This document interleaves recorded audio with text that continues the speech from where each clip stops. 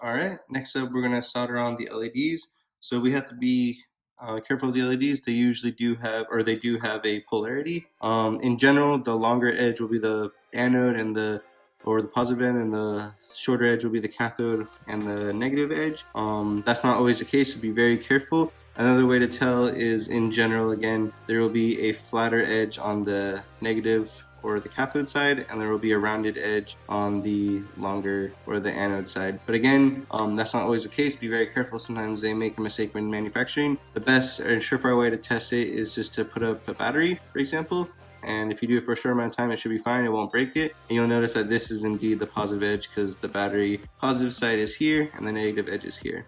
And you can test it in the opposite direction, it won't light. So that's your best way of telling. So when you do place your LEDs, be conscious of that. And if you alternate colors, that's fine. Another note I want to say real quick is for our LED heart, we're going to place all the LEDs except for the top and the bottom one. And the reason for that is we're going to do the battery holder next, and the two LEDs on this side. So these two will actually get in the way. So what we do is, it's okay to solder the LEDs here now, and when we place the battery edge or the battery holder, it'll be that these two, the top and bottom ones, will be in the way. So what we're going to do is we're going to solder the LEDs, all of them except for top and bottom, trim the pins, and then the battery holder will be able to fit on there, no problem. And then we'll solder that, and then we'll do the two other LEDs.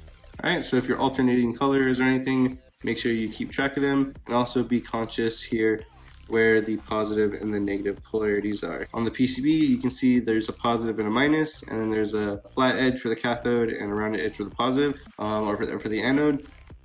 So we're going to skip the bottom LED, cool, and we're going to skip the top LED. Good. So you can flip it over.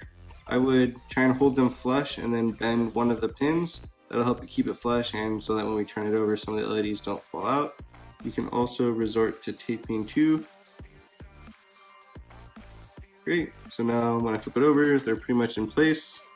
If you want, you can go ahead and cut some of the pins now. It may make it easier when it's shorter. Don't cut them all the way, because then it'll be hard to solder. But at least half of them will make it kind of less prickly and get in your way. You can do even the ones you bent as well. There we go, definitely less cluttered. Cool, so again, as we've done before, if you kind of hear it or can feel it, some of them are getting loose, and that'll be okay. When we solder it, we'll do the same method we used before. We'll just solder one edge to make sure that the LED is on there and secured, like so.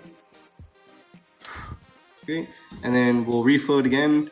And this time we'll actually push the LED in so we can get it nice and flush on there. So it'll probably be hard to see, but just do it for yourself. Make sure your LED is nice and flush onto the PCB board. That'll make it look really nice. I'm going to solder them all and then adjust them all afterward. Great. So again, I want to go around and adjust them all. Make sure they're nice and flush with the PCB board.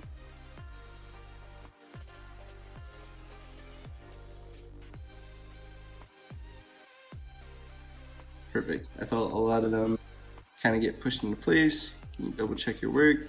Once we solder on the other pin, it'll be pretty much not impossible, but difficult to adjust. So double check your work now. I'm going to cut off the pins that we've already soldered. Careful not to solder, cut the ones that you haven't soldered yet. Probably be okay, but just in general. Cool. And so we just got the other pins. You can leave them as is, or you can bend them up and solder them. I think it's easier to cut them off once they're soldered this way, and also so that our solder doesn't kind of go off to the side. Great. And then we can go ahead and solder these guys.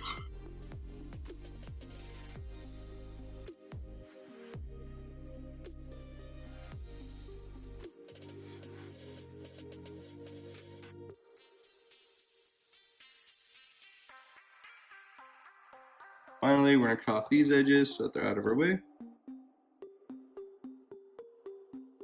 Awesome. And now we have all our LEDs except for these two, because next up we're going to do the battery retainer.